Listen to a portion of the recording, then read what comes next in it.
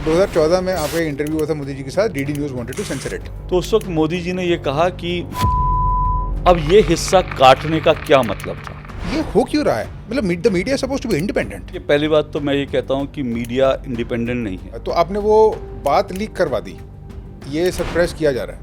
उसको चॉप करने का, सेंसर करने का जो रीज़न था वो ये था, they want to show Modi in a bad light. तो ऐसी बहुत सी ताकतें हैं जिनको नरेंद्र मोदी का भारत के प्रधानमंत्री पद पर रहना पसंद नहीं आ रहा। जो झूठ की दुकान है ना, वो देश में बड़ी तेजी से चल रही है। आपको भारत के संविधान पे और लोकतंत्र पे विश्वास है या नहीं? नहीं है।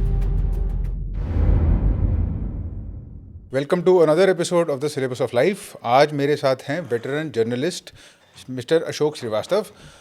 अशोक जी के बहुत एक्सपीरियंसेस रहे हैं और बहुत एक्शन पैक्ड लाइफ भी रही है। मेरे पास कुछ डिफ़िकल्ट सवाल हैं पूछने के लिए। मुझे लगता है कि जिस तरीके से मीडिया का नैरेटिव बना हुआ है कंट्री में, इतने सारे अपोजिंग व्यूज़ सुनने को मिलते हैं, कोई एक पार्टी का, कोई दूसरी पार्टी का, और उसके बीच में मीडिया का role. The only logical response to the situation I think is confusion. सवाल ये बच जाता है कि हम किसकी बात सुने, सच क्या है, हमको पता कैसे चलेगा। मुझे ये रियलाइज़ होता है कि चाहे आप कुछ भी कर लो, you are always branded this way or that way. I will try my best to make sure that as a ex civil servant, जो मेरी mental training है वो ये है कि you have to be neutral. That doesn't mean that you are not attuned to any political side. It means you are not thinking about the political side. आप सोच रहे हो administrative technical problem के लिए, problem solve होगी कैसे. That is my point of view, but his point of view is different, and I will explore all these points of views. और बहुत interesting और ज़बरदस्त conversation होने वाली है, that much I can tell you. Watch till the end. Let us go into the conversation of various difficult and interesting, perhaps even controversial topics with Shri Ashok Srivastava.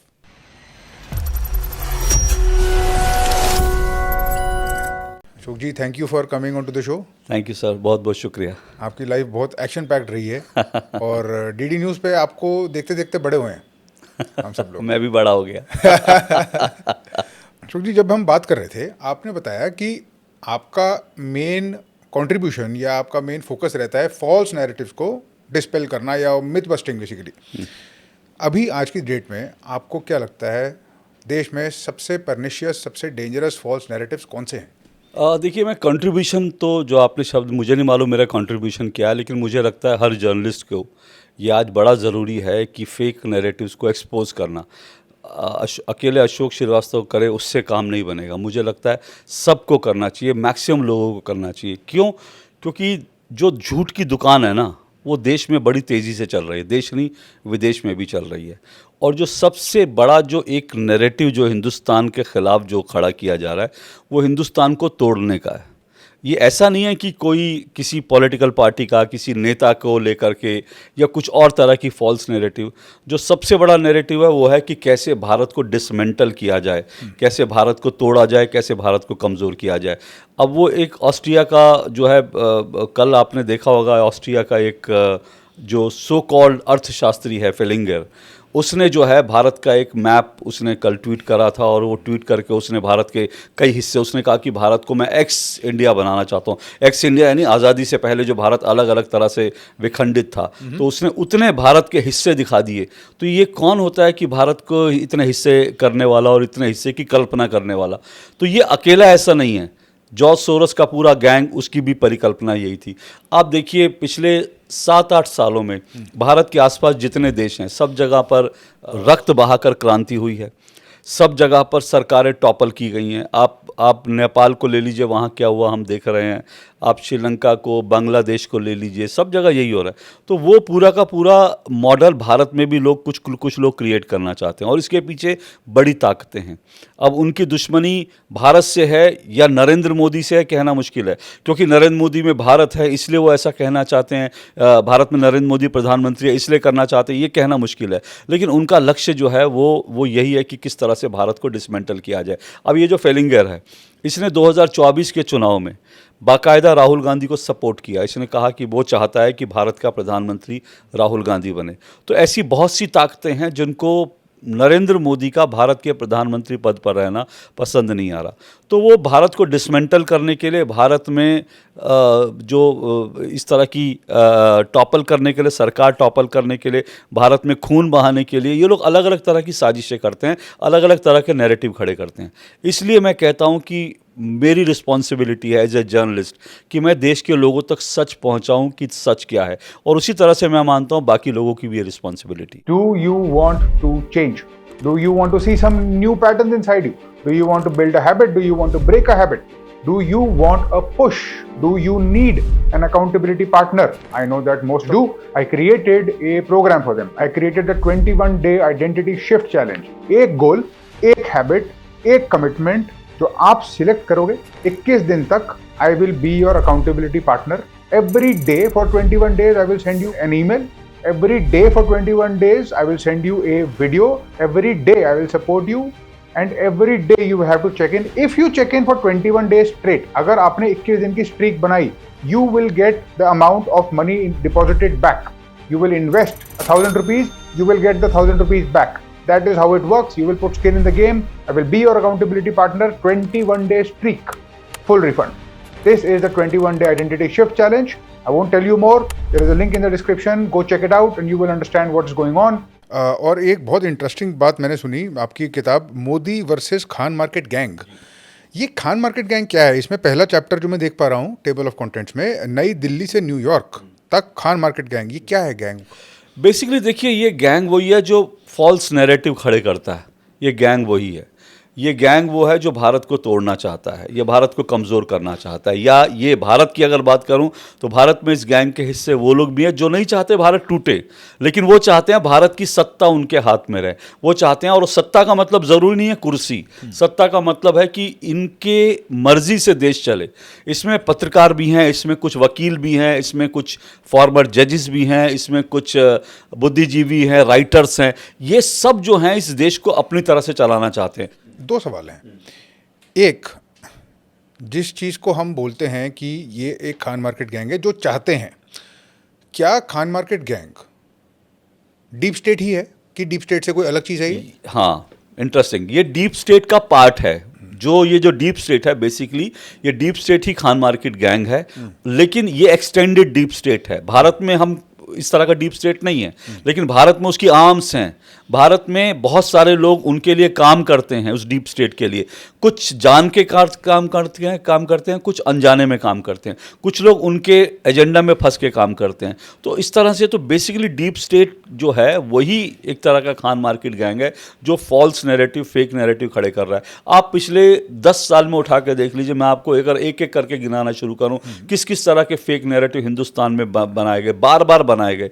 उनका मकसद क्या था? उनका मकसद था कि भारत में अराजकता फैले, भारत में जो है सरकार को आप गिरा दो, भारत में उसी तरह से जो है कलर रेवोल्यूशन जिस तरह से अरब देशों में आया, जिस तरह से बाकी, वो उस तरह की उनकी पूरी सोच है। यही जो है खान मार्केट गैंग है। अच्छा, क्या खान मार्केट गैंग या जो लोग भारत को तोड़ना चाहते हैं, चाहे वो मोदी जी के अगेंस्ट हो, चाहे मोदी जी एक ऑब्स्टिकल हो उनके रास्ते में, जो भी है, मतलब उससे नहीं फ़र्क पड़ता। सवाल ये है कि क्या ये ऑर्गेनाइज्ड है आपस में, कि क्या ये ऐसी आवाज़ें हैं जो अलग अलग अपने अपने कोनों से अपने अपनी डिससेटिस्फैक्शन या अपने अपने व्यू पॉइंट्स या आइडियोलॉजीज़ को प्रोपोगेट कर रही हैं? क्योंकि अगर ये ऑर्गेनाइज्ड हैं आपस में फिर तो हम इसको कंस्पिरेसी बोल सकते हैं, बट अगर ये ऑर्गेनाइज्ड नहीं है और ये आवाज़ें हैं तो फिर इसमें और डेमोक्रेसी में क्या फ़र्क है? इस चैनल पे एक वीडियो जो भी आप देखते हो takes a lot of time, lot of effort and lot of thinking.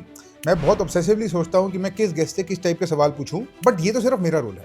मेरे अलावा camera, mic, sound, guest outreach, guest management, everybody involved is looking forward to seeing the channel grow. और चैनल ग्रोथ का सबसे obvious और clear metric होता है subscriber base. It really matters to us. With one click of yours it will be a show of strength, it will be a show of support, and therefore I would like to request you on behalf of the whole team to please do subscribe to the channel अगर आपको हमारा कोई भी content अच्छा लगता है।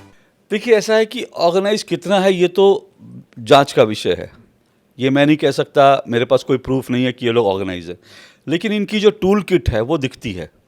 Tool kit इनकी दिखती है, क्योंकि जब भारत से कोई एक झूठ निकलता है तो उसको न्यूयॉर्क टाइम्स, वॉशिंगटन पोस्ट भी छापता है, उसको वहाँ जॉर्ज सोरोस और वहाँ जो डीप स्टेट के लोग हैं वो भी उसको इको करते हैं, और वहाँ से जब कोई एजेंडा चलता है तो वो यहाँ भी इको करता है। तो इसमें इनमें किस तरह का कोऑर्डिनेशन है ये कहना मुश्किल है, लेकिन कोऑर्डिनेशन साफ तौर पर दिखता है। अब फिर से मैं कह रहा हूँ, अब इस कोऑर्डिनेशन में अलग अलग कारण हो सकते हैं। मे बी कुछ लोगों को इसके लिए पैसा मिल रहा हो कि आप ऐसा वीडियो बनाइए, आप ऐसा यूट्यूब पे वीडियो बनाइए, इसके लिए आपको पैसा मिलेगा, आप फलाना आदमी को कवर कीजिए, इसको वो करिए, आपको पैसा मिलेगा। तो वो हो सकता है कि वो पैसे के लिए, वो उनका वैसे हिस्सा नहीं है, उनको नहीं पता डीप स्टेट की थ्योरी क्या है, उनको नहीं पता ये लोग किस तरह से भारत के खिलाफ काम कर रहे हैं, लेकिन हो सकता है उनके लिए लक्ष्य सिर्फ इतना हो कि मैं आज पैसा कमा लूँ, तो वो लोग उस तरह से लोग हैं, तो वो उनका हिस्सा है। पर ये कॉन्स्पिरेसी तो है। कॉन्स्पिरेसी कैसे है? कॉन्स्पिरेसी मैंने कहा ना कि बार बार एक तरह के जितने भारत में आंदोलन पिछले दिनों हुए हैं, चाहे वो सीए नागरिकता संशोधन कानून के खिलाफ हो, अब आप सोचिए ये कानून है ना, सीए नागरिकता संशोधन कानून, ये तो रिटर्न में है, इसमें जो रिटर्न में है वही होगा। उसमें कहीं लिखा है कि भारत के मुसलमानों को हिंदुस्तान से निकाल दिया जाएगा, उसमें कहीं लिखा है कि मुसलमानों के लिए डिटेंशन सेंटर बनेंगे। CAA nothing to do with Muslim, CAA सिर्फ और सिर्फ जो प्रताड़ित अल्पसंख्यक हैं, हिंदू मुस्लिम, माफ़ कीजिएगा, हिंदू सिख ईसाई बौद्ध पारसी, उन सब के ऊपर लागू होता है, तो उसका मुस्लिम से तो कुछ लेना देना नहीं है। लेकिन उस समय जब सीए कानून आया, तब दिल्ली के रामलीला मैदान में जब कांग्रेस की एक सभा हुई तो उसमें क्या कहा गया? उसमें कहा गया कि प्रियंका गांधी वाड्रा ने कहा कि ये ऐसा कानून है जिसमें डिटेंशन सेंटर बनेंगे। राहुल गांधी और सोनिया गांधी ने कहा कि अब अगर नहीं निकले घर से तो आप कायर होंगे, इसलिए सड़कों पर निकलिए। दिल्ली में दंगे होते हैं, और सेम चीज़ जो लीडर्स कह रहे थे, न्यूयॉर्क टाइम्स छाप रहा था, न्यूयॉर्क टाइम्स कह रहा था भारत में एक एंटी मुस्लिम कानून आया। ये कहाँ से एंटी मुस्लिम कानून था? वही वॉशिंगटन पोस्ट कह रहा था, वही दुनिया के कई देशों के राजनयिकों ने ये बात उठाई, नहीं भारत का सेकुलरिज्म खतरे में। अरे आप डिसाइड करोगे भारत का सेकुलरिज्म? भारत की सेकुलरिज्म तो भारत के रग रग में है भाई, हर हिंदू के डीएनए में सेकुलरिज्म है। आप हमको सेकुलरिज्म सिखाओगे कि हमने एक सीए कानून लेकर आए तो फिर वो जो है भारत का सेकुलरिज्म खतरे में आ गया। तो ये जो है ये सारी कॉन्स्पिरेसी है, बड़ी कॉन्स्पिरेसी है। सीए कानून हो, चाहे किसान आंदोलन हो, या उसके बाद जो है भारत में संविधान खतरे में है, ये जो पूरी का पूरा फेक नैरेटिव है। पेगासस आता है, हिंडनबर्ग आता है, भारत के उद्योगपतियों को निशाना बनाया जाता है। ये सब इस डीप स्टेट का और इस सब खान मार्केट गैंग जो है उनकी कॉन्स्पिरेसी है। और इस कॉन्स्पिरेसी के निशाने पर नरेंद्र मोदी होते हैं, लेकिन नरेंद्र मोदी तो उसमें कह सकते हैं कि एक निशाना सिर्फ इसलिए है, प्रतीक है, सिंबॉलिक है। निशाना क्या है? निशाना भारत है, एक कमजोर भारत डीप स्टेट को बहुत पसंद है। और अशोक जी एक फंडामेंटल डाउट है, देखिए जैसा कि आपने खुद कहा कि अगर कोई किसी इशू पे आवाज़ उठाता है, कोई कहता है किसी को कोई चीज़ पसंद नहीं है, चाहे वो भारत के हित में हो, चाहे वो सेल्फिश रीजन्स की वजह से हो, चाहे वो कॉन्स्पिरेसी के रीजन से हो, तीनों अजम्पशंस को अज्यूम कर लेते कि we don't know their intentions of ठीक है डिसलाइक, बट दे डिसलाइक। अगर वो इसके खिलाफ कुछ आवाज़ उठाते हैं, चाहे वो फार्मर प्रोटेस्ट हो, चाहे कुछ भी हो चाहिए, तो वही मेरा वापस सवाल घूम फिर के आता है, किसी भी डेमोक्रेसी में ऑपोजिशन का तो काम ही यही होता है ना कि वो ये करे। ऑब्वियसली अल्टीरियर मोटिव्स के लिए अगर वो लेवरेज करेंगे तो वो अनएथिकल हो जाएगा, बट ऑपोजिशन का काम तो है ही कि गवर्नमेंट को एक लेवल की ऑपोजिशन मिले ताकि डेमोक्रेटिक वाइब और सेंटिमेंट जिंदा रहे। तो इसमें और कॉन्स्पिरेसी में जो गैप है वो हम कैसे जस्टिफाई करते हैं? आपने अच्छा सवाल पूछा। देखिए, डेमोक्रेसी में डिफरेंट वॉइस होनी चाहिए जी। किसान आंदोलन को लेकर अगर आपको लगता है कि किसान जो कृषि कानून है वो गलत था, उसके खिलाफ आपको आवाज़ उठाने का पूरा अधिकार है। लेकिन क्या उस अधिकारों के लिए आप देश की संसद पर चढ़ाई करने की बात करोगे? आप क्या होगा कि संसद के ऊपर हम ट्रैक्टर चढ़ा देंगे? आप क्या लाल किले पर जो है जब 26 जनवरी होगी, क्या भारत के तिरंगे का अपमान करोगे? ये कौन सी डेमोक्रेसी है? ये डेमोक्रेसी नहीं। आप पुलिस वालों के ऊपर तलवारों से हमला करोगे? क्या ये डेमोक्रेसी है? आप कृषि कानून का विरोध कीजिए, हर तरह से कीजिए। आपको जो आपके पास डेमोक्रेटिक तरीका है आप उससे विरोध कीजिए। सीए का विरोध कीजिए, ठीक है, बिल्कुल आपको लगता है कि नहीं सीए का विरोध करना चाहिए, आप बिल्कुल करिए। लेकिन फिर से कह रहा हूँ, क्या सीए कानून किसी ने पढ़ा है? क्या उसमें पढ़ने के बाद आपने देखा कि ये मुसलमानों के विरोध में है? एक बहुत अच्छा क्लिप वायरल हुआ था स्वरा भास्कर का। स्वरा भास्कर से जो है एक पत्रकार ने पूछा, बार बार पूछा कि आपने कानून पढ़ा? उन्होंने स्वरा भास्कर ने जो है बोलना शुरू कर दिया कि नहीं इसमें मुसलमानों के ये करेंगे वो करेंगे ये वो, तो हर तरह की चीज़ उसने की, लेकिन उसने कानून पढ़ा नहीं था स्वरा भास्कर ने। और इसी तरह से देश के ज़्यादातर लोगों ने कानून पढ़ा नहीं था, उन्होंने उसका विरोध करना शुरू कर दिया। आप जब कोई चीज़ पढ़कर विरोध करोगे तो समझ आता है कि आपके आपके पास एक जेन्युइन रीज़न है, आप सरकार का विरोध कर रहे हो, जो आपका डेमोक्रेटिक राइट है। अब देखिए कि अगर आप जो आपने सवाल पूछा उसका सबसे बड़ा उदाहरण किस चीज़ का है, सबसे बड़ा उदाहरण इस चीज़ का, आप डेमोक्रेसी में आप ये चाहते हो ना, आप मोदी सरकार को हराना चाहते हो, ये आपका बिल्कुल लेजिटिमेट राइट है कि आप मोदी सरकार को हराइए। लेकिन सेना क्यों निशाने पे आपके आती है? जब भारत की सेना प्रेस कॉन्फ्रेंस करके कहती है कि हमने सर्जिकल स्ट्राइक किया, तो आप कहते हैं ये सर्जिकल स्ट्राइक नहीं, फर्जिकल स्ट्राइक है। जब भारत की सेना बालाकोट में एयर स्ट्राइक करती है, तो फिर आप कहते हैं कि ये तो वहाँ पर कौवे मारने गई थी भारतीय सेना। तो आप मोदी को निशाना बना रहे हैं, बनाइए ना। आप बीजेपी को निशाना बना रहे, सरकार को आपके निशाने पर जो है सरकार, ये भारत की सेना कैसे आ जाए? और अभी की रिसेंटली बात है, अभी जब ऑपरेशन सिंदूर हुआ, उसके 2 दिन पहले इमरान मसूद, जो बोटी बोटी वाले नेता हैं जिन्होंने कहा था मोदी की बोटी बोटी काट देंगे, उन इमरान मसूद ने कहा कि पूरी दुनिया हम पर हंस रही थी जब भारत ने कहा था कि हमने एयर स्ट्राइक किया था बालाकोट में। मतलब भारत की दुनिया किस पर हंस रही थी? मोदी पर हंस रही थी या भारत की वायुसेना की क्षमताओं पर हंस रही थी? तो मैं ये कहता हूं, फिर उसमें एक बहुत बड़ा अच्छा उदाहरण है जो आपने कहा, डेमोक्रेटिक तरीके से सबको सत्ता हासिल करने का अधिकार है। लेकिन आपको याद होगा कि ये शायद 2014 से पहले की बात है, जब नवाज शरीफ ने भारत के उस वक्त के प्रधानमंत्री मनमोहन सिंह को देहाती औरत कहा था। ये बात कन्वर्सेशन आया था सामने कि बरखा दत्त से बात करते उन्होंने कहा कि मनमोहन सिंह तो देहाती औरत की तरह रोता रहता है हमेशा। तो उस वक्त जो है विपक्ष के नेता कौन थे? नरेंद्र मोदी विपक्ष में थे। नरेंद्र मोदी ने उस वक्त कहा कि मनमोहन सिंह 140 करोड़ भारतीयों के प्रधानमंत्री हैं, और पाकिस्तान के प्रधानमंत्री की हैसियत क्या है कि वो भारत के प्रधानमंत्री पर इस तरह की टिप्पणी करे। ये नरेंद्र मोदी ने उस वक्त कहा, वो भी तो सत्ता चाह रहे थे ना, वो भी तो चाहते थे मनमोहन सिंह को रिप्लेस करना, लेकिन उन्होंने ये तो नहीं कहा, ताली तो नहीं बजाई कि बड़ा बढ़िया किया, बड़ा बढ़िया किया। अब आप इसकी कंपैरिजन राहुल गांधी से कर लीजिए। डोनाल्ड ट्रंप ने कहा भारत की अर्थव्यवस्था मर चुकी है, वो भारत की अर्थव्यवस्था जो 7.8% की दर से दुनिया में तेजी से बढ़ रही है। डोनाल्ड ट्रंप ने अपने निजी खुन्नस में कहा कि भारत की अर्थव्यवस्था मर गई है। राहुल गांधी ने कहा आपको नहीं पता, भारत की अर्थव्यवस्था तो मर चुकी है, बहुत पहले मर चुकी है भारत की अर्थव्यवस्था। नरेंद्र मोदी ने भारत की अर्थव्यवस्था को मार दिया। तो ये आपको अंतर करना है। फिर से मैं कह रहा हूं, डेमोक्रेटिक तरीके से, डेमोक्रेसी में आप मोदी को हटाएं, ये आपका अधिकार है, लेकिन फेक नैरेटिव से नहीं, झूठ बोल के नहीं, आठ लोगों के बीच झूठे फॉर्म बांट कर नहीं। ये आपको 24 के चुनाव में याद होगा, उसके पूरे वीडियो क्लिप्स आए थे। कांग्रेस के कार्यकर्ताओं ने बाकायदा महिलाओं से फॉर्म भरवाए, उनको फॉर्म दिए कि इसको कांग्रेस ऑफिस में जमा कर देना।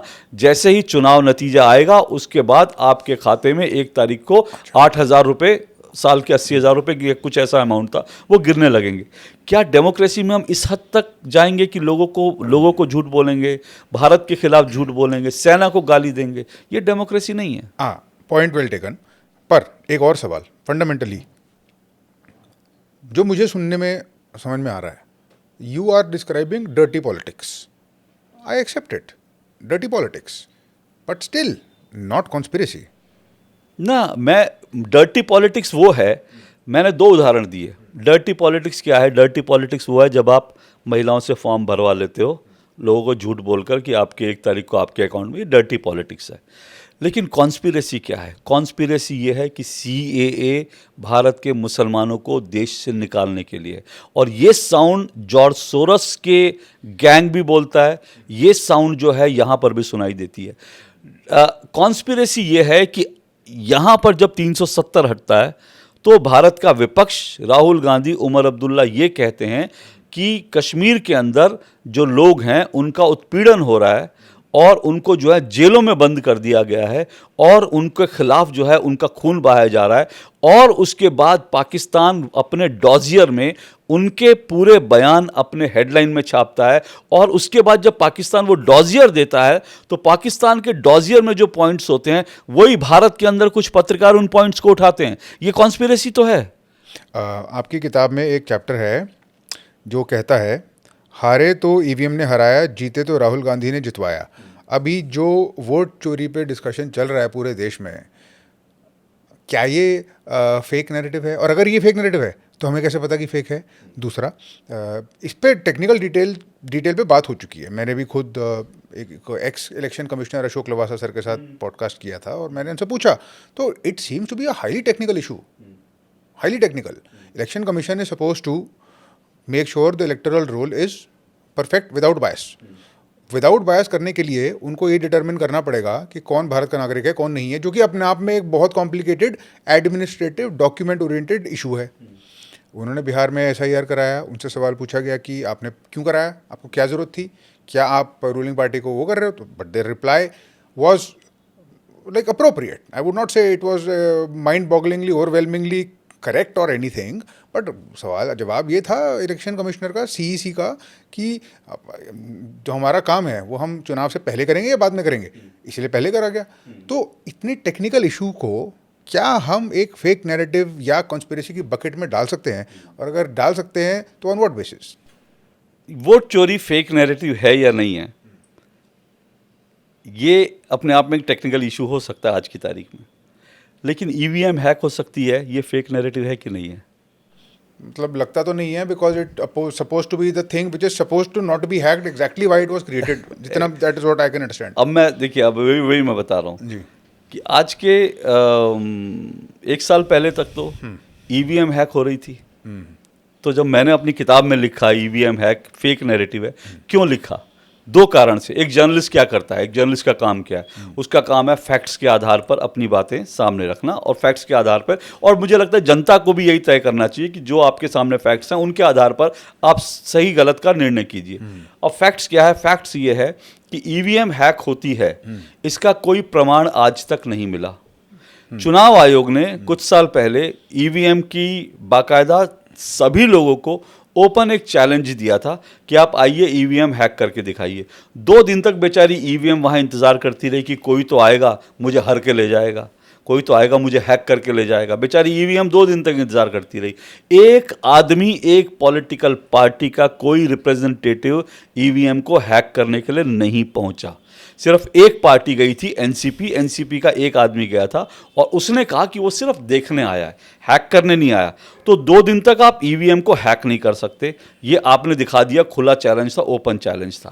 तो एक तो फैक्ट ये है. दूसरा फैक्ट ये है कि EVM हैक हो सकती है या EVM में गड़बड़ी है, इसको एक बार नहीं, इसको 40 बार देश की अदालतों में इसको लेके गए मामला. 40 बार से ज़्यादा हुआ, और देश की जो निचली अदालतें थी, देश की सुप्रीम कोर्ट थी, उन सब ने कहा कि इस आरोप में कोई दम नहीं है. लास्ट टाइम तो सुप्रीम कोर्ट ने यह कहा कि भैया हर बार आरोप लेकर आते हो, कोई प्रमाण तो दो, कोई सबूत तो लाओ, नहीं तो बिना बात.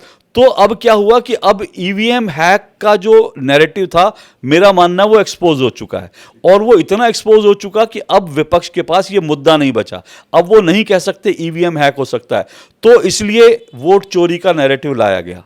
ठीक है ना, कि वोट चोरी का. अब मैं ये कहता हूं, मेरी अपनी समझ कहती है ये फेक नैरेटिव है. लोग इस पे भरोसा आज नहीं करेंगे, कल करेंगे, 1 साल बाद करेंगे. 1 साल बाद मेरा मानना है ये वोट चोरी भी, जिस तरह से EVM आज विपक्ष नहीं कहता ना कि EVM हैक हो सकती है, 1 साल बाद विपक्ष ये भी छोड़ देगा कहना कि वोट चोरी हो सकती है. 1 साल बाद वो कोई और नया नैरेटिव लेके आएगा. इसलिए मैं आज भी मानता हूँ ये वोट चोरी एक फेक नैरेटिव है. क्यों मैं मानता? देखिए, मुझे इस देश में मैंने बहुत सारे चुनाव मैंने देखे, मैंने वोट करा, और इलेक्शन में मैं कुछ समय तक जो है एक्टिवली मैंने पार्टिसिपेट भी किया. एज ए वॉलंटियर मैंने वोटिंग लिस्ट का लेकर के कई इश्यूज भी मैंने उठाए एज ए नागरिक की तरह. मेरा खुद का वोट जो है, मेरा 2 जगह वोट था. मैं जहाँ रहता हूँ वहाँ, और बनारस मेरा गांव है, क्योंकि मुझे पता नहीं था ये बात.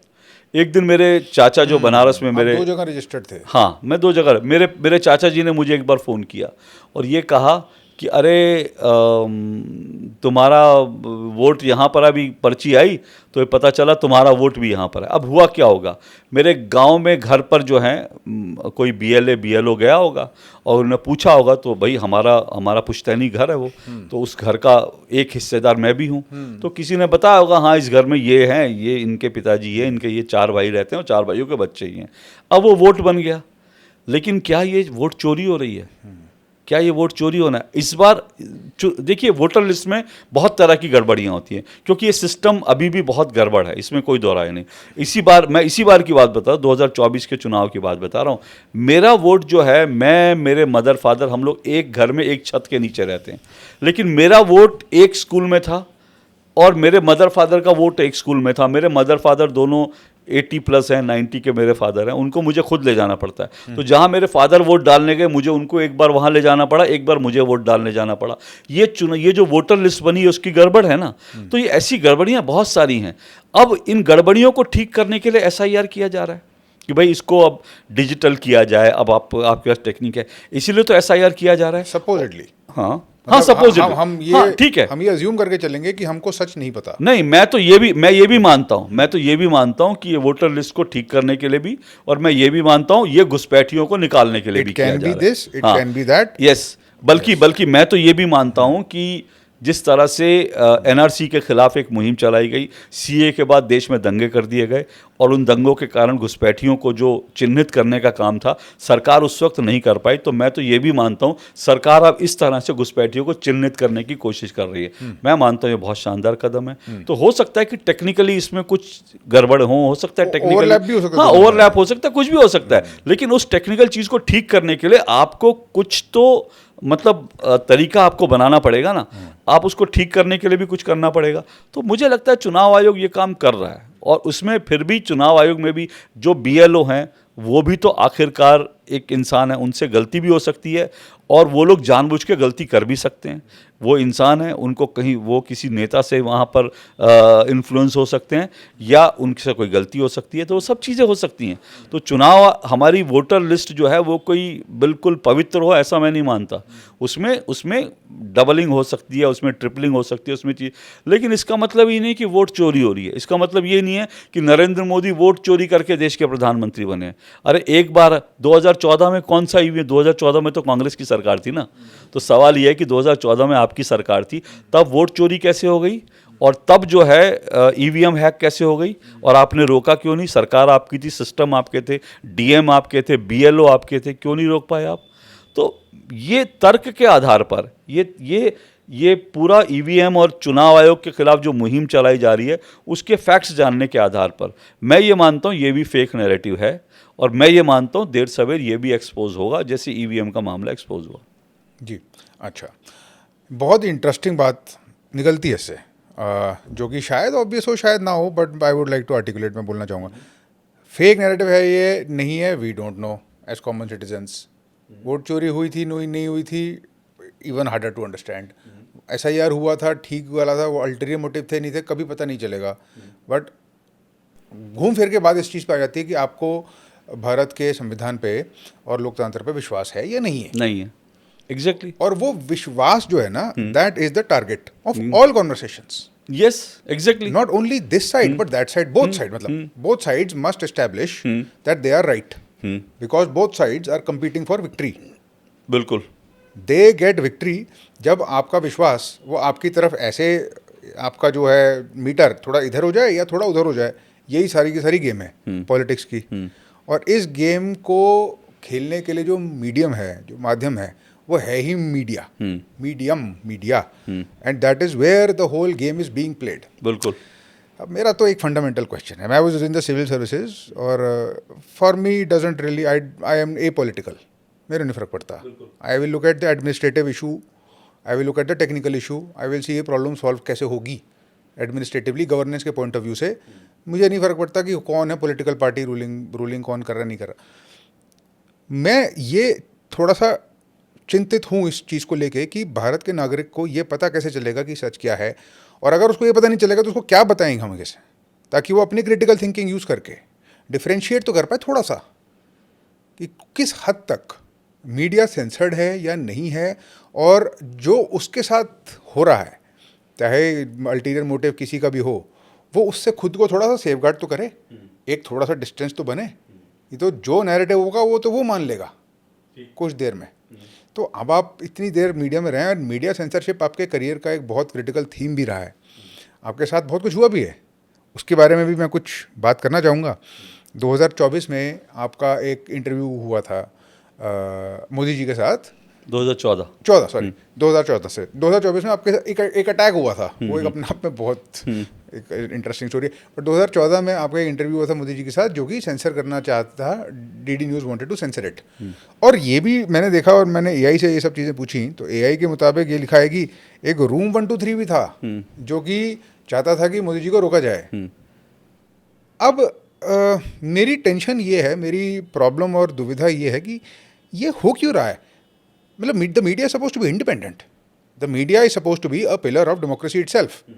वो किसी को रोकना चाहें, किसी को ना रोकना चाहें, कंस्पिरेसीज हो रही हैं, रूम्स हो रहे हैं, अटैक्स हो रहे हैं जर्नलिस्ट्स पे, हो क्या रहा है देश में। क्या हम मीडिया पे जो प्लेटफॉर्म है जिस पे ये सारी की सारी गेम खेली जा रही है, क्या हम उस पर ट्रस्ट कर सकते हैं ओवरऑल लेवल पे? देखिए, पहली बात तो मैं ये कहता हूँ कि मीडिया इंडिपेंडेंट नहीं है, भारत का नहीं, दुनिया में कहीं का नहीं है, मैं ये मानता हूँ। वो सब कहीं ना कहीं इन्फ्लुएंस होते हैं, ठीक है। और एक व्यक्ति भी जो है, अब इसको मैं, लेकिन इसको मेरे देखने का नज़रिया कुछ और है।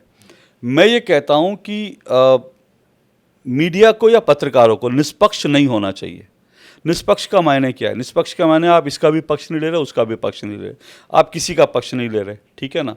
पर मैं ये मानता हूँ कि मेरे जैसे पत्रकारों को, हालांकि इसको मैं डिफरेंशिएट और आगे बताता हूँ, मैं मानता हूँ कि मेरे जैसे जर्नलिस्ट को जो सही है उसका पक्ष लेना चाहिए। मैं निष्पक्ष नहीं हूँ। मैं बार बार कहता हूँ, अगर आप सोचते हैं मैं निष्पक्ष पत्रकार हूँ, निष्पक्ष पत्रकार नहीं हूँ। क्यों? क्योंकि आज मैं एक संपादक के पद पर हूँ। जब मैं रिपोर्टर था, रिपोर्टर का काम क्या है कि जो फैक्ट्स है उसको रिपोर्ट करना। क्यों? रिपोर्टर को जाहिर सी बात है, उसको ये माना जाता है उसको इतना अनुभव नहीं है, लेकिन जब रिपोर्टर से संपादक बनता है तो उसके पास एक अपना जो है उसका एक विजडम होता है। उस विजडम, उस अनुभव के आधार पर वो सही गलत का फैसला करता है, और इसीलिए एडिटोरियल लिखता है कि भाई एडिटोरियल लिखता है तो एडिटोरियल में था ये ठीक है। वहाँ एडिटोरियल में उसके बायसनेस दिखता है। हो सकता है कि हिंदू का, हाँ, ओपिनियन पीस है, वो ओपिनियन पीस है, वो है, तो उसमें आपको ओपिनियन दिखेगा। तो उसी तरह से मैं ये मानता हूँ कि मैं निष्पक्ष नहीं हूँ। मैं अब एडिटर के पद पर हूँ तो मैं निष्पक्ष नहीं हूँ। मुझे जो सही लगेगा वो मेरा पक्ष होगा, मैं उसका पक्ष लूँगा। हाँ, उसमें इम्पॉर्टेंट क्या है? उसमें इम्पॉर्टेंट यह है कि क्या आप फैक्ट्स को डिस्टॉर्ट कर रहे हो, क्या आप फैक्ट्स के आधार पे बात कर रहे हो। अगर मैं ये आपसे कह रहा हूँ कि ईवीएम जो है उसके खिलाफ एक फेक नैरेटिव चलाया गया, तो मेरे पास दो बड़े फैक्ट हैं। 40 से ज़्यादा बार देश की अदालतों में प्रूव नहीं कर पाए, और आप हैक नहीं कर पाए। मेरे पास ये दो फैक्ट है, उसके आधार पर मैं उसको, तो उसी आधार पे मैं अपना ओपिनियन बना रहा हूँ, उसी आधार पे मैं अपना ओपिनियन लिखूंगा, उसी आधार पे मैं अपने प्रोग्राम में कहूँगा कि एक फेक नैरेटिव है। अब जहाँ तक लोगों की बात है, हो सकता है बहुत सारे लोगों को लगे अशोक श्रीवास्तव जो बायस्ड है, तो मेरा मानना है कि आज की तारीख में कोई भी आदमी इतना जो है ना बेवकूफ़ नहीं है। आपके पास इन्फॉर्मेशन के बहुत सारे सोर्सेज हैं। अगर अशोक श्रीवास्तव ये कह रहा है कि ईवीएम को हैक नहीं कर पाया कोई, तो आप जाइए ना, चेक कर लीजिए आपको। और जो कह रहा है कि ईवीएम हैक हो सकती है, आप उसका रिकॉर्ड भी चेक कर लीजिए। अशोक, आपने एआई से मेरे बारे में रिकॉर्ड पूछा, ठीक है ना, एआई ने आपको, एआई तो खैर बहुत सारी चीज़ें, लेकिन एआई के अलावा भी आप अगर मेरे रिसर्च करेंगे तो आपको मेरे बारे में पता चल जाएगा कि मैं किस तरह का हूँ, क्या हूँ, मेरा क्या क्या मेरा बैकग्राउंड रहा है। उसके आधार पर आप मेरे बारे में जानकारी ले सकते हैं, आप एक निष्कर्ष बना सकते हैं। मैं मानता हूँ लोगों को भी इसी तरह से निष्कर्ष निकालना चाहिए।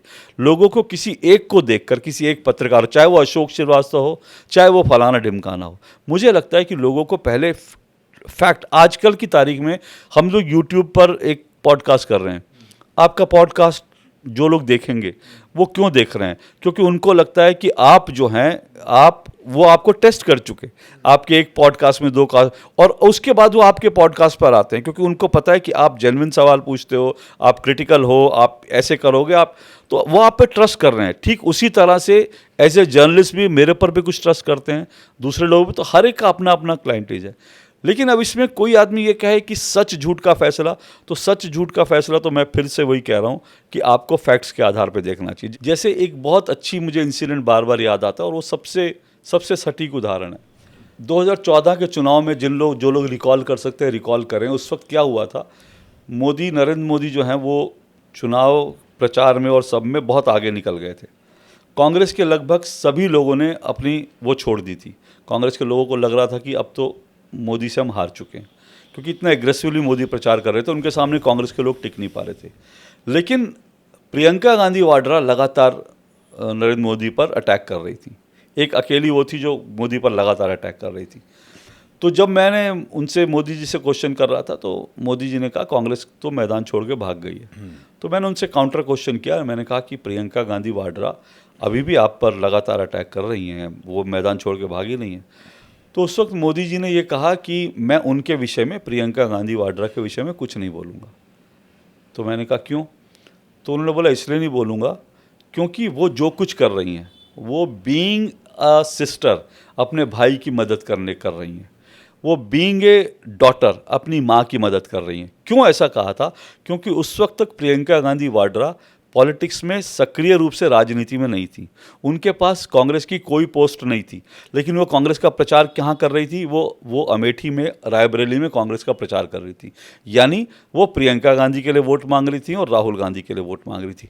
अब नरेंद्र मोदी की सोच देखिए आप कि वो ये कह रहे हैं कि जो प्रियंका गांधी राजनीति में नहीं है इसलिए मैं उन पर कोई वार नहीं करूँगा, क्योंकि वो तो अपनी माँ की मदद कर रही हैं। भाई हर फैमिली में लोग, अगर एक आदमी नेता चुनाव लड़ता है उसकी पूरी फैमिली उसकी मदद करती है ना। तो मोदी जी ने उसी सोच के साथ कहा कि वो अपनी माँ की मदद कर रही हैं बेटी बनकर, वो अपने भाई की मदद कर रही हैं बहन बनकर, इसलिए मैं उन पर कुछ नहीं बोलूँगा।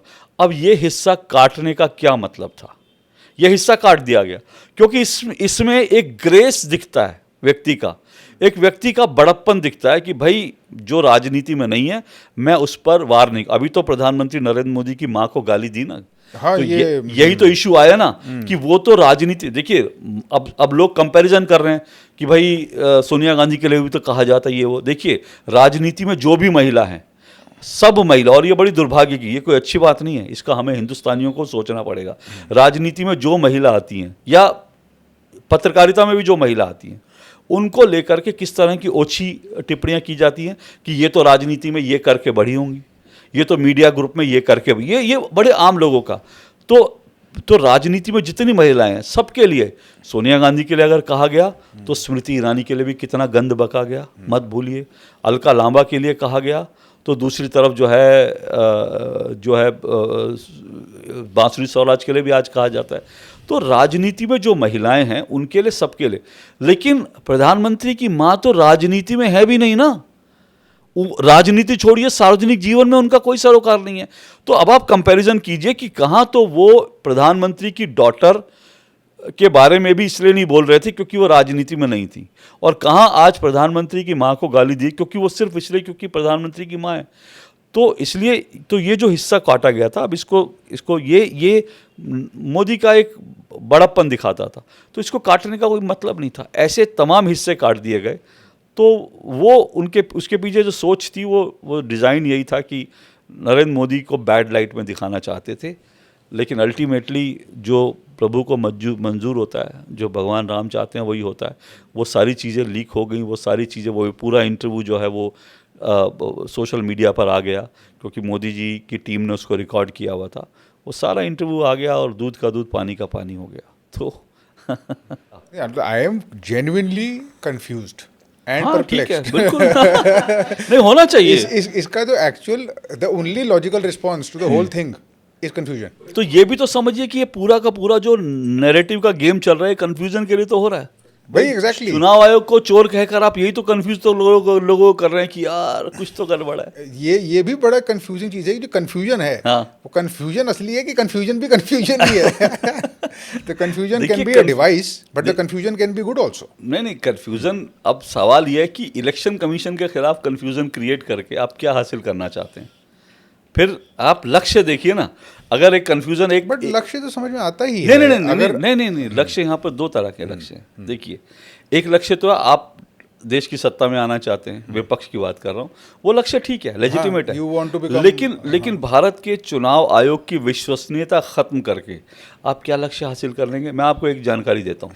मैं जब रिसर्च कर रहा था, मैंने चुनाव आयोग की तरफ से अपने रिपोर्टर को बोला जरा मुझे डेटा देना। आपको मालूम है भारत का चुनाव आयोग कितने देशों के इलेक्शन रिप्रेजेंटेटिव को ट्रेनिंग दे चुका है? गेस कीजिए। Not sure. 141 दुनिया के 141 देशों के लोगों को, majority of the world, yes majority of the world को भारत के चुनाव आयोग ने ट्रेनिंग दी है। कई दुनिया के देश हैं, चुनाव होते हैं तो भारत के चुनाव आयोग को बुलाते हैं कि भाई हमको थोड़ा बता दो कि कैसे करना है। Some things they do are gold standard. Exactly आप उस चुनाव आयोग के खिलाफ एक माहौल बना रहे हो और एक अविश्वसनीयता पैदा कर रहे हो। उससे क्या हासिल होगा? क्या उससे आपको सिर्फ सत्ता मिलेगी। आज आप चुनाव आयोग को जो है आप कह दीजिए कि चुनाव आयोग की विश्वसनीयता आपने खतरे में डाल दी। अगर उसके बाद आपको सत्ता मिल भी गई तो क्या वो विश्वसनीयता बना पाएगा चुनाव आयोग फिर से, जिसको आप डैमेज कर रहे हो? वो तो लोग तो फिर वोट देने नहीं निकलेंगे ना। लोगों को अगर लगेगा कि मेरा वोट चोरी हो रहा है तो उसका नतीजा, अल्टीमेट नतीजा क्या होगा? लोग वोट देने के लिए नहीं निकलेंगे, और जब वोट देने के लिए लोग नहीं निकलेंगे तो सवाल यह है कि उससे किसका हित सधेगा, या उससे क्या भारत का भला होगा क्या? तो अल्टीमेटली मैं कह रहा हूं कि कन्फ्यूज़न हो सकता है, कोई कन्फ्यूज़न गुड के लिए हो किसी के, लेकिन उसका लक्ष्य जो है, उसका लक्ष्य वो कहाँ जाकर हिट कर रहा है, किस चीज़ को वो हिट करके नुकसान पहुंचा रहा है, वो अगर हम देख लेंगे तो हमारे दिमाग में तस्वीर साफ हो जाएगी कि ये कन्फ्यूज़न फ़ायदे के लिए, नुकसान। बिल्कुल, आपने बहुत अच्छे से बताया। In fact the whole thing is so confusing, I am genuinely confused, and मुझे लगता है पूरी की पूरी सिचुएशन का लॉजिकल रिस्पॉन्स कंफ्यूजन ही हो सकता है। उसके ऊपर जो लेयर है वो परफेक्टली बोली आपने। क्या कंफ्यूजन ठीक है या नहीं है, ये डिसाइड करना बच गया है। सच जो है वो तो भूल जाओ आप, वो नहीं पता चलने वाला है आपको कभी भी। गिवन ऑल दिस कंफ्यूजन जो हो रही है वो हेल्दी कितनी है, ये बच गया है बस सवाल। देखिए, ट्रस्ट एक बहुत बड़ी चीज़ होती है, ठीक है? अगर आप सिस्टम में ट्रस्ट करेंगे, कोई भी सिस्टम, दुनिया का कोई भी सिस्टम 100% जो है वो लीकेज प्रूफ नहीं है, फुल प्रूफ नहीं है, लेकिन आपको सिस्टम पे ट्रस्ट तो रखना पड़ेगा ना। मैं कह रहा हूँ, मुझे देश की अदालतों से भी तकलीफ है, ठीक है? हो सकती है, हो सकता है आपको देश के सुप्रीम कोर्ट में भी आपको कई फैसले जो है, लोग आजकल सुप्रीम कोर्ट के सुप्रीम खिलाफ कोर्ट को भी बोलते हैं, बोलते हैं, biased है, ये बोलते है, हैं वो बायस्ड है, और कई बार जजों का बायसनेस दिखता है, लेकिन अल्टीमेटली आपको उस सिस्टम में बिलीव तो करना पड़ेगा ना। आप बांग्लादेश तो नहीं बना सकते ना कि बांग्लादेश वाला सिस्टम, अब बांग्लादेश आपने बना दिया तो हासिल क्या कर लिया? फिर से मेरा सवाल यही है, आपने डिसमेंटल कर दिया शेख हसीना को, लेकिन आपको मिला क्या? आपको मोहम्मद यूसुफ मिला, यूनुस खान मिला आपको, और यूनुस खान क्या मिला? क्या वो चुनावा नेता यूनुस खान? क्या वो डेमोक्रेटिक तरीके से आया है, या क्या उसके आने के बाद बांग्लादेश में जो है बड़ी खुशहाली आ गई, बांग्लादेश बहुत बढ़िया कंट्री हो गया?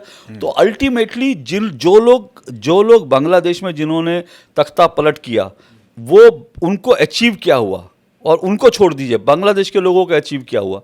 आप बांग्लादेश के उदाहरण से समझ सकते हैं कि आपको समझ आ जाएगा कि भाई ये कन्फ्यूज़न जो है ये हित में है कि किसके हित में है, किसके हित में नहीं है। और अशोक जी, जो आपके व्यूज़ हैं वो बहुत स्ट्रॉन्ग व्यूज इसलिए भी हैं क्योंकि पर्सनली भी बहुत कुछ आपके साथ हुआ है। आप किडनैप हो चुके हैं जी। ये किडनैपिंग इंसिडेंट में क्या हुआ था? देखिए, किडनैपिंग इंसिडेंट जो मेरे साथ हुआ इंसिडेंट हो, उसमें तो मैं यही मानता हूँ, उसमें मेरा स्ट्रांग व्यूज़ तो नहीं, लेकिन उसमें मेरा स्ट्रांग जो है ईश्वर के प्रति मेरी आस्था बढ़ गई, बहुत बढ़ गई ईश्वर के प्रति आस्था। पहले हम सुनते थे जाको राखे साइयाँ, तो लेकिन इस इंसिडेंट के बाद किडनैपिंग वाले, मुझे ये विश्वास हो गया कि भगवान जब तक मेरे साथ है मेरा कोई बाल बांका नहीं कर सकता। देखिए, हुआ क्या था कि मैं अपनी गाड़ी एक जगह रोकी थी, मैंने एक एटीएम था वहाँ पे, मुझे लगा था कि मुझे कुछ पैसे विड्रॉ करने हैं। ये कौन से साल की बात? ये साल 2011 की बात है। 2011। ठीक है। यूपी का, मतलब दिल्ली का बॉर्डर यूपी की बात है, गाजियाबाद की बात है। मैंने गाड़ी रोकी, गाड़ी रोकते ही जैसे मैंने अपना गेट खोला, वैसे ही सडनली एक साइड से एक आदमी भागता हुआ आया और उसने पिस्टल की बट से मेरे यहाँ पर हिट किया। उसने पिस्टल की बट मेरे यहाँ मारी। तो उसके बाद मैं सडनली गाड़ी के अंदर गिर पड़ा, क्योंकि मेरा डोर खुला था, मैं गाड़ी के अंदर ऐसे गिर पड़ा। जैसे ही मैं गाड़ी के अंदर गिरा, क्योंकि ऑटोमेटिक डोर होते हैं, तो जब मैंने एक डोर खोला तो बाकी गाड़ी के सारे डोर खुल गए। 2 लड़के भाग कर आए और 2 लड़कों ने भाग करके जो गाड़ी थी उस गाड़ी के दोनों दरवाज़ों से वो दोनों घुसे, और क्योंकि मैं वो बैक साइड पे पिछली वाली सीट की तरफ से दोनों घुसे, मैं क्योंकि आगे वाली सीट पे गिरा था, उन्होंने मुझे बाहों से ऐसे पकड़ा और पकड़ के उन्होंने ऐसे अपने पास पीछे खींच लिया। तो अब बैक सीट पर वो 2 लड़के और मैं, और एक पिस्टल मेरे यहाँ, एक पिस्टल मेरे यहाँ पर उन्होंने लगा दी। उन्होंने कहा चुपचाप बैठा रहा। उसके बाद जिसने मुझे हिट किया था वो ड्राइविंग सीट पर आ गया। उसने तुरंत गाड़ी स्टार्ट करी और गाड़ी स्टार्ट करके उसने ड्राइव करनी शुरू करी, क्योंकि उस समय आसपास वो जो पूरा इलाका था उस आसपास भीड़ थी। क्रिसमस का दिन था, 25 दिसंबर, तो लोग मॉल वगैरह में लोग शॉपिंग करने के लिए निकले हुए थे। टाइम भी ज़्यादा नहीं हुआ था, 7-8 बजे का टाइम था। तो उन्होंने मुझे चकमा देने के लिए उन्होंने कहा, देख तू चुपचाप बैठ, हमको तेरी गाड़ी चाहिए, हम तुझे अगले मेट्रो स्टेशन पर छोड़ देंगे, हमें तेरी गाड़ी चाहिए, अगले मेट्रो से छोड़ देंगे, तू चुपचाप बैठा रहा। अच्छा, तो मेरे दिमाग में आया कि चलो गाड़ी जा रही है ना, क्या फ़र्क पड़ता कार है, थेफ्ट है, हाँ। हाँ जान जान तो नहीं जा रही ना। तो मैंने सोचा कि मैं चुपचाप बैठ जाऊंगा, तो मैं चुपचाप बैठा रहा। तो पब्लिक के बीच से लेके गए, पब्लिक आसपास थी और मैं चुपचाप बैठा रहा। उसके बाद जब थोड़ा सा और आगे बढ़े, जब फिर उसके बाद उन्होंने एक टर्न लिया, मैंने देखा मेट्रो स्टेशन पीछे छूट गया। उसके बाद मैंने देखा कि अब सुनसान सड़क पर, तब मुझे लगा कि गड़बड़ हो गई है। लेकिन तब तक बहुत देर हो चुकी थी, तब तक कुछ करने के लिए बचा नहीं था। फिर उसके बाद 6 घंटे मैं उनके साथ था। बेसिकली वो लोग जैसे होता था, आज भी होता होगा शायद, जो किडनैप करने वाले होते हैं, 2 तरह के गैंग होते हैं, एक जो पिक करता है और एक जो रखता है। तो होता क्या है जनरली, मुझे बाद में कुछ पुलिस वालों ने बताया कि ऐसे होता क्या है कि कुछ लोग जो उठाते हैं ना, वो आपको उठाएंगे और उसके बाद उनके पास किसी को कैप्ट करने की जगह नहीं होती, तो वो किसी और गैंग को बेच देते हैं। वो कहते हैं कि ठीक है, हमने उठा लिया, हमको इसके 2 लाख रुपए चाहिए, उसके बाद तुम 20 लाख रुपए ले लो, हमें मतलब नहीं है, हमने तो उठाने का काम किया था, अब आप संभालो, अब आप इसके रैंसम की मनी ले लो, क्या करना है करो। तो ऐसा होता है जो मुझे पता चला। तो उन्होंने मुझे ऐसे पिक किया गन पर। उसके बाद जब वो रात भर जंगल में उसके बाद घूमते रहे, 6 घंटे में उनके साथ था, कहाँ कहाँ घुमाते रहे ये वो करके। 6 घंटे में एक टाइम ऐसा आया जब वो किसी जंगल में वो पहुँचे, वहाँ उन्होंने शराब पीनी शुरू करी, क्योंकि सर्दियों के दिन थे, ठंड थी। मेरी गाड़ी में अखबार बहुत सारे रखे हुए थे, तो उन्होंने अखबार निकाल के उन्होंने अखबार जलाने शुरू किए गर्मी के लिए, और साथ में शराब पीनी शुरू करी। जब शराब पीनी शुरू करी तो मेरे जहन में ये आया कि मैंने जितना पढ़ा था कि ये क्रिमिनल जो हैं वो शराब पी के ही मारते हैं, गोली मारते हैं, तो मुझे लगा अब मार देंगे। तो उन्होंने मुझसे कई बार पूछा कि तुम्हारी फैमिली कितना पैसा दे देगी, तेरे बदले कितना पैसा। तो मैंने कहा मेरे फैमिली के पास ज़्यादा ऐसा कुछ है नहीं, मेरे फादर रिटायर हैं, बहुत सिंपल से है भाई, उनको मकान बेचना पड़ेगा पैसे देने के लिए, और मकान रातों रात तो बिकेगा नहीं, कि ऐसा तो है नहीं। तो ये सारी चीज़ें चल रही थी, तो मुझे लगा अब शायद मुझे मार दें। लेकिन जब ये सब कुछ हो रहा था तो सडनली मैंने रियलाइज़ किया कि वो गॉड फियरिंग है। और जब जब मुझे उन्होंने किडनैप किया था, मैं गाड़ी में बैठा था, मेरे गाड़ी में छोटे से हनुमान जी रहते हैं हमेशा, तो सामने हनुमान जी थे, मैं ऐसे बैठा था, मेरे गन लगी हुई थी, मैं सामने हनुमान जी को देख रहा था। मैंने हनुमान जी से सिर्फ इतना कहा, मैंने कहा प्रभु रास्ता दिखाओ। और आप यकीन करेंगे, उस वक्त मैं उनसे जो डिस्कशन कर रहा था, पता नहीं कैसे, पहले मैंने अपना मेरा नाम तो पता चल ही गया था वो करके, लेकिन मैंने कुछ चीज़ें झूठ बोली कि मैं जर्नलिस्ट हूँ, मैंने ये नहीं बताया। जो अल्टीमेटली पुलिस का वर्जन ये था कि अगर आप बता देते आप जर्नलिस्ट हो तो आपको मार देते, छोड़ते नहीं, क्योंकि उनको था कि अगर जर्नलिस्ट है तो ये पीछे पड़वा देगा फिर पुलिस, हम लोग मारे जाएंगे क्योंकि जर्नलिस्ट का केस है। तो वो मेरे मन से निकला नहीं। उन्होंने बात करनी शुरू करी, मैं उनसे उस तरह की बातें करता रहा। फिर जब मैंने देखा गॉड फियरिंग है, तो मैंने उनसे कम्युनिकेट उस लेवल पे करना शुरू किया। अब ये बुद्धि उस समय कहाँ से आई, ये शायद ईश्वर ने मुझे उस वक्त इतनी बुद्धि दी पर थी। क्यों? मैं बता रहा हूँ क्यों। वो लोग रैंसम मनी चाहते थे ना, उन्होंने उठाया। This was not a political. No political नहीं था उनका, ये था कि पैसे मिलेंगे। हाँ, तो फिर जब मैंने उनसे देखा गॉड फिर, तो मैंने उनसे बात करनी चाहिए। जैसे मेरी गाड़ी में से सामान निकाल रहा था, एक अच्छी सी जैकेट निकली, जब वो निकाल रहे थे तो उसने मैं यार जैकेट अच्छी है, मैंने कहा आप रख लो जैकेट। तो मैं उनसे उस तरह से बात कर रहा था। फिर एक मैगी का पैकेट निकला, तो बोले ये क्या है, मैंने कहा यार मैगी रखी हुई है, मैंने कहा ये अपने बच्चे को दे देना। तो क्योंकि मैं बात करते करते उनकी फैमिली तक पहुंच गया था, बॉन्डिंग कर रहे हाँ फैमिली तक पहुंच गया। तो उसने बताया कि मेरा बेटा भी है, हाँ, हाँ। मेरा एक बेटा जो उनका गैंग लीडर है, उसने कहा मेरा बेटा ऐसा है वैसा है। तो मैंने कहा कि बेटा कितना बड़ा है, बोला स्कूल जाता है। मैंने कहा कि देखो स्कूल जाता है तो उसको अच्छा आदमी बनाना, अपने पेशे में मत लाना। तो उसने बोला नहीं हम अपने पेशे में, बोले हम ऐसे थोड़ी थे, हम तो क्या हुआ कि हमारे एक फैमिली में किसी को मार दिया तो हमने उसका बदला लेने के लिए मार दिया, तो उसके बाद गैंग वॉर चलता गया और हम लोग इस तरह के हो गए। तो उसके मन में मैंने देखा कि बच्चे को लेकर, तो मैंने कहा कि ये दे देना और उसको बोलना चाचू ने दिया है। अब ये दिमाग में कहाँ से आ रहा था, मतलब आपके गन लगी हो, आप 3 गनमैन के बीच घुरे और आपके मन से ये सब चीज़ें, तो ये ईश्वर ने उस वक्त बैलेंस ऑफ माइंड जो था वो बना। तो मैं उनसे ये बातें कर रहा हूँ। फिर उसके बाद मैंने जो देखा, उसने एक जगह गाड़ी रोकी, जो उनका गैंग लीडर था, उसने अपने पॉकेट से एक इतना बड़ा पैकेट निकाला। उस पैकेट के अंदर सिम कार्ड भरे हुए थे, ठीक है। अच्छा, ये क्योंकि ट्रेंड गैंगस्टर होते हैं, तो इन्होंने पहला काम किया था, जब मैं गाड़ी में गिरा, इन्होंने मेरे मोबाइल में से तुरंत सिम कार्ड निकाल दिया। क्योंकि सिम कार्ड से ट्रेस होते हैं। इनके पास किसी के पास मोबाइल नहीं था। जब ये रात को ये एक जगह पहुंचे तो वहाँ पर इन्होंने सिम कार्ड निकाले और इन्होंने सिम कार्ड फ़ोन में डाल करके ये किसी से बात करने की कोशिश कर रहे थे, जो मैं समझ पाया। और बात किससे कर रहे होंगे जिसको मुझको सौंप सके। तो मैं ऐसे देख रहा था, मेरे सामने वो सिम कार्ड डाल रहा था। उसने एक सिम कार्ड डाला, सिम कार्ड रजिस्ट्रेशन फेल्ड। दूसरा सिम कार्ड डाला, सिम कार्ड रजिस्ट्रेशन फेल्ड। तीसरा सिम, ऐसे उसने 7-8 सिम कार्ड डाले, उसके सारे सिम कार्ड रजिस्ट्रेशन फेल्ड आए। अल्टीमेटली उसने वो बंद करके जेब में रख लिया। फिर दूसरा इंसिडेंट क्या हुआ, गाड़ी में पेट्रोल ख़त्म हो रहा था। जब गाड़ी में पेट्रोल ख़त्म हो रहा था तो बड़ौत या बागपत के गाँवों में ये लोग पेट्रोल पंप पे नहीं जाते। ये लोग किसी गांव में कुछ लोग पेट्रोल स्टोर करते हैं, उनसे पेट्रोल लेते हैं। तो ये गाड़ी लेकर 3-4 घरों में गए। वहाँ पे इन्होंने रात को पूछा, हाँ भाई यहाँ ना, किसी का नाम लिया। उन्होंने बोला आज नहीं है। तो उनको पेट्रोल नहीं मिला। अब एक तरफ गाड़ी का पेट्रोल खत्म हो रहा है, दूसरी तरफ वो किसी से कांटेक्ट नहीं कर पा रहे हैं। तो अल्टीमेटली 6 घंटे के बाद इन्होंने, और मेरी बातचीत जो मैं उनसे कन्वर्सेशन कर रहा था, उनके गैंग लीडर ने बोला, यार श्रीवास्तव तू आदमी तो अच्छा यार, तूने हमने गलत उठा लिया। तो जब इसने ऐसा कहा तो मुझे लगा कि अब शायद जान बच गई।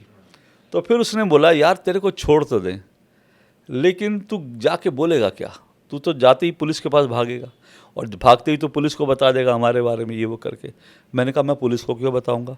आप लोग ने मेरी जान बख्शी है, मेरे लिए तो, मैं तो आपका एहसानमंद हूँ, मैं पुलिस को क्यों बताऊंगा?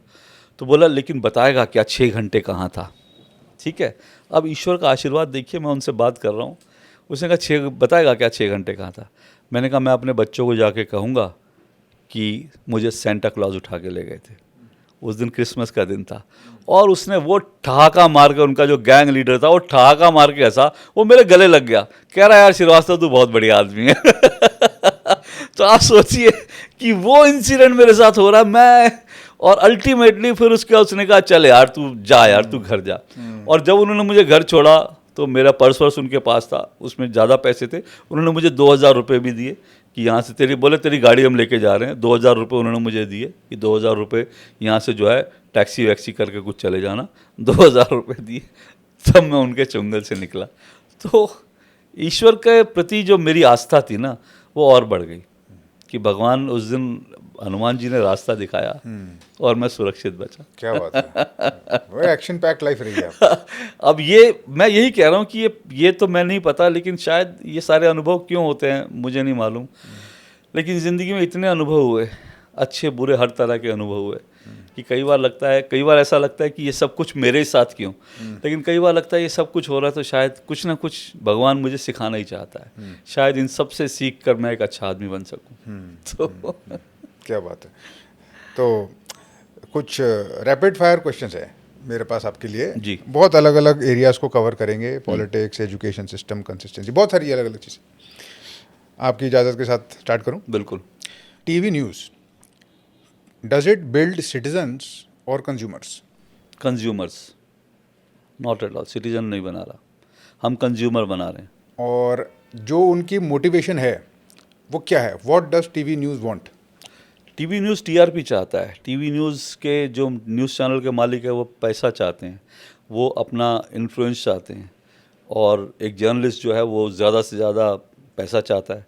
उसको लगता है कि जितना ज़्यादा बड़ी गाड़ी होगी, जितना ज़्यादा बड़ा बंगला होगा, उतना बड़ा पत्रकार होगा। तो ये सब कुछ जो है मार्केट ओरिएंटेड हो गया।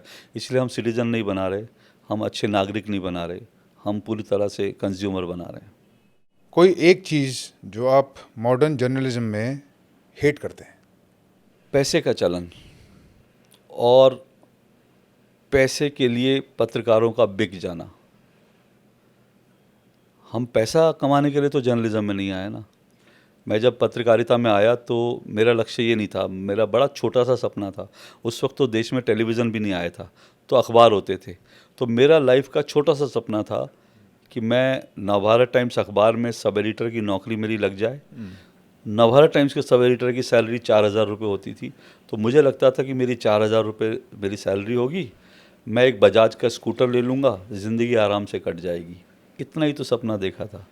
आज ईश्वर ने उससे ज़्यादा दिया है। अब मैं इससे ज़्यादा भी चाहता हूँ तो बहुत कुछ चाह सकता हूँ, लिमिट कोई नहीं है। तो पैसे के लिए तो हम नहीं आए ना। तो मुझे लगता है कि जर्नलिस्टों में जो पैसे की और जर्नलिज्म में जो पैसे का जो बेन था, उससे जो है हम लोग स्टैंडर्ड से नीचे आ गए हैं। हम लोग पैसा कमाने की मशीन बन गए हैं, टीआरपी देने की मशीन बन गए हैं। अपने जो चैनल हैं उसके लिए ज़्यादा टीआरपी बटोर सके, ये मशीन बन के रह गए हैं। एंकर्स आज की डेट में इन्फ्लुएंसर्स हैं कि जर्नलिस्ट हैं? इन्फ्लुएंसर्स हैं। इन्फ्लुएंसर्स। इन्फ्लुएंसर्स हैं। कुछ एंकर्स का अगर मैं नाम लूँ और आपका ओपिनियन मैं जानना चाहता हूँ। आप अर्नब गोस्वामी के बारे में क्या सोचते हैं? अर्नब गोस्वामी बहुत शानदार पत्रकार हैं, इसमें कोई दो राय नहीं, लेकिन मुझे लगता है थोड़ा सा वो चिल्लाना कम चाहिए उन्हें। अच्छे पत्रकार हैं, उनको कई तरह की चुनौतियों का सामना करना, सबसे बड़ा उनकी क्वालिटी है उन्होंने इतना बड़ा एम्पायर एज ए जर्नलिस्ट खड़ा किया। एक जर्नलिस्ट के लिए वो इस तरह से जो देखेंगे तो आप कह सकते हैं कि रोल मॉडल हो सकते हैं। लेकिन मुझे लगता है कि ऑल्दो मैंने उनके साथ काम नहीं किया, लेकिन उनके साथ काम करने वालों की कई शिकायतें सुनी हैं, तो मुझे लगता है थोड़ा सा ह्यूमन रहना चाहिए और थोड़ा सा जो है आपको अपने साथियों के प्रति जो है ज़्यादा नरमाई से पेश आना चाहिए। बाकी जर्नलिस्ट वो बड़े कमाल के हैं। आप पालकी शर्मा के बारे में क्या सोचते हैं? पालकी शर्मा दूरदर्शन की प्रोडक्ट हैं और मुझे लगता है इंटरनेशनल एरिना में वो बहुत अच्छा काम कर रही हैं। और ऐसे क्योंकि मैं तो नेशनल एरिना में काम करता हूँ, मुझे लगता है कि हमें अपना एक इंटरनेशनल नैरेटिव बनाने के लिए, भारत को अपना इंटरनेशनल नैरेटिव बनाने के लिए कम से कम 12-14 पालकी शर्मा जैसे लोग चाहिए, तब हम शायद एक इंटरनेशनल नैरेटिव बना पाएंगे। आपकी फेवरेट जर्नलिस्ट कौन है? मेरे फेवरेट जर्नलिस्ट में एक का नाम नहीं ले सकता, कई लोग हैं जिनसे मैंने बहुत कुछ सीखा। जब मैं अखबारों में था तो प्रिंट में था तो मैं जो है राजेंद्र माथुर नवभारत टाइम्स के संपादक थे, वो मेरे बहुत पसंदीदा थे और मैं उनको बहुत कुछ सीखा उनसे। मतलब उन्होंने मुझे डायरेक्टली कुछ नहीं सिखाया, मैं तो उनके सामने बच्चा ही हूँ, लेकिन उनके आर्टिकल पढ़कर उनकी पत्रकारिता की, क्योंकि मैं उनको करीब से जानता था, तो उन्होंने मुझे बहुत प्रभावित किया। तो टेलीविज़न मुझे नलिनी सिंह ने सिखाया, मतलब सिखाया इन द सेंस कि भाषा, उच्चारण क्या होता है टेलीविज़न के अंदर जो है इमोशन क्या होता है, ये मैंने नलिनी सिंह से सीखा। तरुण विजय एक बड़े पत्रकार, बाद में सांसद भी बने, उन्होंने मुझे सिखाया कि कैसे जर्नलिस्ट को रात और दिन नहीं देखने चाहिए, कैसे टूट के काम करना चाहिए, बिना बिस्तर पे पड़े, बिना सोए, बिना बीमार हुए कैसे काम किया जाए, ये मैंने उनसे सीखा। और इसके अलावा मतलब बहुत सारे लोग हैं जिनसे मैंने बहुत कुछ सीखा, लेकिन एक नहीं कह सकता। हाँ, एसपी सिंह जिन्होंने आज तक की शुरुआत की, एसपी सिंह से मैंने ये सीखा कि कैसे एक एंकर को कैसे घर घर का चेहरा बन सकता है। ऑल्दो मैं उनकी आइडियोलॉजी से बिल्कुल डिफ़र करता हूँ, लेकिन वो एक शानदार व्यक्ति थे और एक शानदार टेलीविज़न में उन्होंने जो प्रयोग किया, उसकी वो जो उन्होंने बोआ, उसकी कमाई हम सब खा रहे हैं। क्या इंडियन मीडिया में न्यूट्रलिटी सच में पॉसिबल है? नहीं, कहीं पर भी इंडियन मीडिया छोड़ दीजिए, मैं कहता हूँ कहीं पर भी पॉसिबल नहीं है। बीबीसी भी कौन सा न्यूट्रल है, बीबीसी का भी अपना एजेंडा होता है। हम तो बचपन में बीबीसी को न्यूट्रल मानते थे, लेकिन अब जब सच्चाई सामने आई तो बीबीसी भी न्यूट्रल नहीं है। तो न्यूट्रलिटी नहीं, लेकिन मुझे लगता है फैक्ट्स के साथ डिस्टॉर्शन नहीं होना चाहिए। एक जर्नलिस्ट की ये ज़रूर जिम्मेदारी है, फैक्ट्स को आप डिस्टॉर्ट मत कीजिए। आप न्यूट्रल मत रहिए, कोई बात नहीं, फैक्ट्स को डिस्टॉर्ट मत कीजिए, फेक न्यूज़, फेक एजेंडा मत फैलाइए, ये मेरा मानना है। कोई एक पॉलिटिशियन जिसने आपको बहुत इम्प्रेस किया हो? एक नहीं, कई कह सकता हूँ मैं। मुझे जो है जेन्युइनली नरेंद्र मोदी सबसे पहला नाम है। मैं मानता हूँ कि वो भारत के सर्वश्रेष्ठ प्रधानमंत्री हैं, क्योंकि मैंने कई प्रधानमंत्रियों को देखा है और वो भी मैं फैक्चुअल और इन्फॉर्मेशन और जो जानकारी मैंने देखा, अनुभव, उसके आधार पे कह रहा हूँ। उसके अलावा अटल जी, फिर उसके बाद लाल कृष्ण आडवाणी, उनको मैंने बहुत करीब से देखा, गज़ब के शानदार व्यक्तित्व के मतलब धनी।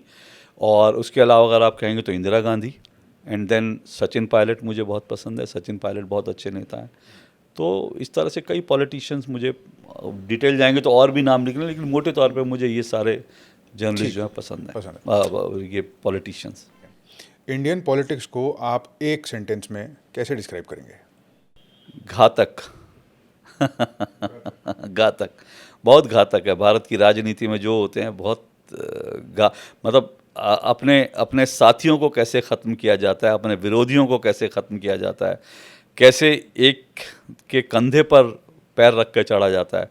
ये भारतीय राजनीति में बहुत सारे उदाहरण हैं, इसलिए मैं कहूँगा भारत की राजनीति बहुत घातक है। जो बहुत सिंपल आदमी है उसके लिए राजनीति, भारत की राजनीति में आना बड़ा मुश्किल है। कोई एक सच जो भारत के यूथ को पता होना चाहिए भारत की राजनीति के बारे में?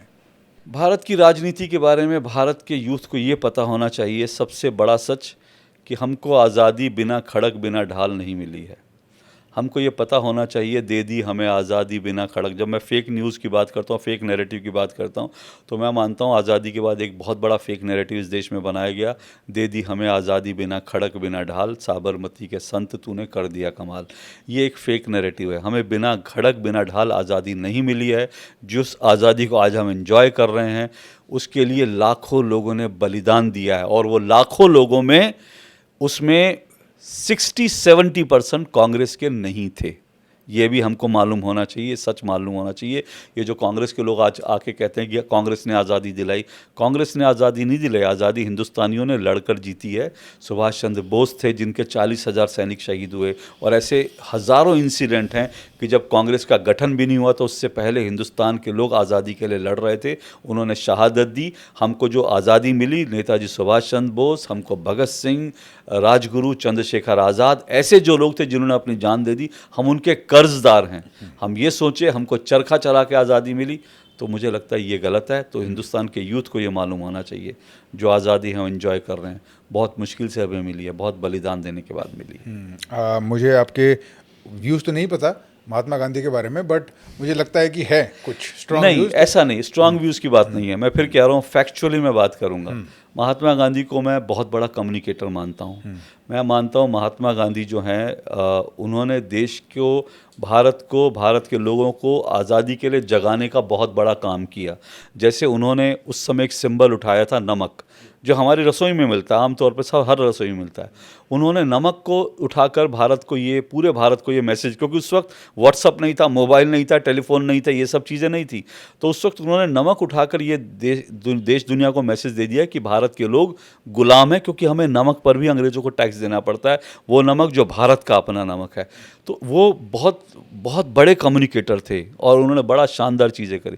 लेकिन आज़ादी दिलाने में गांधी जी का बहुत बड़ा योगदान था, मैं नहीं मानता इस बात से। मैं, वो महान व्यक्ति थे, उनके सिद्धांत अपनी जगह होंगे, लेकिन हमको अहिंसा से आज़ादी नहीं मिली, हमको चरखा चला के आज़ादी नहीं मिली। ये फैक्चुअली मैं देख कर बात कर रहा हूँ। ठीक है, तो अशोक जी, इस शो का नाम है सिलेबस ऑफ लाइफ। हमने इसका नाम इसलिए रखा क्योंकि जेन्युइनली इसके पीछे यही विचारधारा है कि क्या होना चाहिए सिलेबस ऑफ लाइफ में जो स्कूल और कॉलेज नहीं सिखा सकता, नहीं सिखाता, उसके एजुकेशनल रिफॉर्म्स होने चाहिए, वो एक अलग बात है। नहीं सिखा सकता, वो एक्सपीरियंस जो आपके हुए हैं, आप जैसे लोगों के, कोई किडनैप होना नहीं सिखा सकता है ना, कोई पॉलिटिकल कंट्रोवर्सीज में पढ़ना और उसे बाहर निकलना नहीं सिखा सकता, कोई मीडिया के बीच में अपनी विचारधारा को मेंटेन रखना और इतने सारे अटैक्स को सस्टेन करना नहीं सिखा सकता। तो आपके हिसाब से रवि जी, आपने जो बात कही, मैं, क्योंकि आपने ये बात की इसलिए मैं बता दूं, मैंने अपनी ज़िंदगी में, मैंने क्लासरूम में कुछ नहीं सीखा। मैं क्लासरूम का व्यक्ति नहीं हूँ। क्लासरूम में बैक बेंचर था, मैं डंडे खाता था स्कूल में रोज़ लेट आने पर।